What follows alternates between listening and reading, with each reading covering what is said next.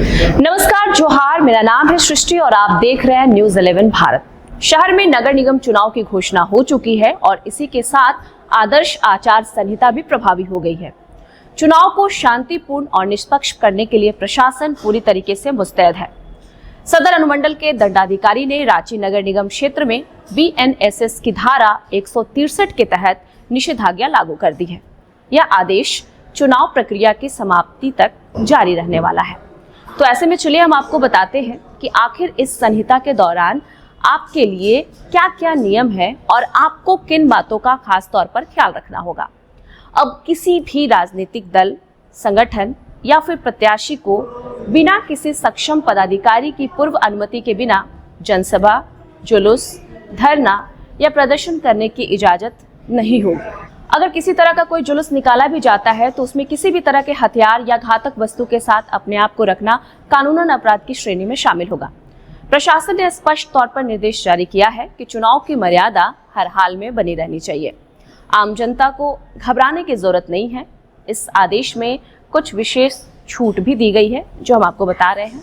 शादी हो, बारात हो, शव यात्रा हो, हाट बाजार अगर आप जाने वाले लोग हैं, अस्पताल के मरीज और स्कूल कॉलेज के छात्रों पर यह पाबंदी जो मैंने अभी बताई है वह लागू नहीं होगी। सरकारी कर्मी और कंटेनमेंट क्षेत्र के जो लोग ड्यूटी पर तैनात है उन्हें इससे बाहर रखा गया है। अब चलिए हम बात करते हैं शोर शराबे की। रांची नगर निगम क्षेत्र में रात 10 बजे से सुबह 6 बजे तक लाउड स्पीकर का प्रयोग पूरी तरीके से प्रतिबंधित कर दिया गया है और अगर दिन में आप इसका इस्तेमाल करना चाहते हैं तो इसके लिए आपको लिखित अनुमति लेना अनिवार्य है। ध्वनि प्रदूषण नियम 2000 और मानवीय झारखंड हाईकोर्ट के आदेशों का उल्लंघन करने वालों पर प्रशासन की नजर बहुत ही पैनी बनी हुई है। सरकारी या फिर सार्वजनिक संपत्ति पर नारा लिखना, पोस्टर चिपकाना या फिर झंडे बैनर लगाना अब पूरे तरीके से प्रतिबंधित हो चुका है। यहाँ तक कि अगर आप अपनी निजी संपत्ति पर भी किसी प्रत्याशी का पोस्टर लगाना चाह रहे हैं या फिर उसके माध्यम से प्रचार करना चाह रहे हैं तो इसके लिए मकान मालिक की लिखित अनुमति लेनी होगी। वैसे भी आजकल का दौर सोशल मीडिया का है, ये हम सभी जानते हैं, इसलिए प्रशासन ने इसको लेकर भी सख्त गाइडलाइन जारी की है। व्हाट्सएप हो, फेसबुक हो, ट्विटर हो या फिर इंस्टाग्राम हो, इन सभी सोशल मीडिया प्लेटफॉर्म्स पर किसी भी व्यक्ति, धर्म या जाति के खिलाफ आप आपत्तिजनक टिप्पणी नहीं कर सकते हैं, वरना आपको ये भारी पड़ सकता है। भड़काऊ संदेश प्रसारित करने वालों के खिलाफ कानूनी कार्रवाई की जाएगी। और एक महत्वपूर्ण बात ये भी कि किसी भी धार्मिक स्थल का प्रयोग आप राजनीतिक प्रचार के लिए किसी भी मायने में नहीं कर सकते हैं।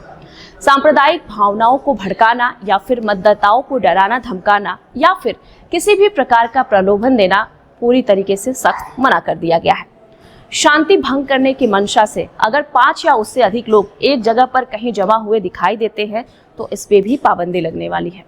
हथियारों के प्रदर्शन पे भी रोक लग गई है। कोई भी व्यक्ति लाइसेंसी हथियार लेकर सार्वजनिक स्थानों पर नहीं घूम सकता है। हालांकि जो समुदाय परंपरा के तौर पर शस्त्र धारण करते हैं या जो सुरक्षा कर्मी अपने ड्यूटी पर है उनको इसके लिए छूट दिया गया है।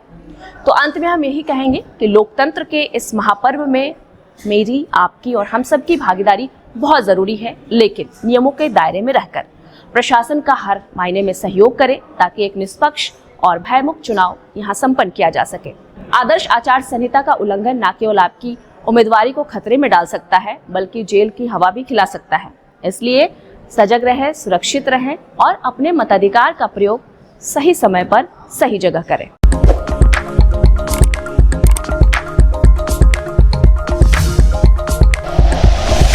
Like and share videos, subscribe करें हमारा चैनल और प्रेस करें बेल आइकॉन। न्यूज़ 11 भारत, सच है तो दिखेगा।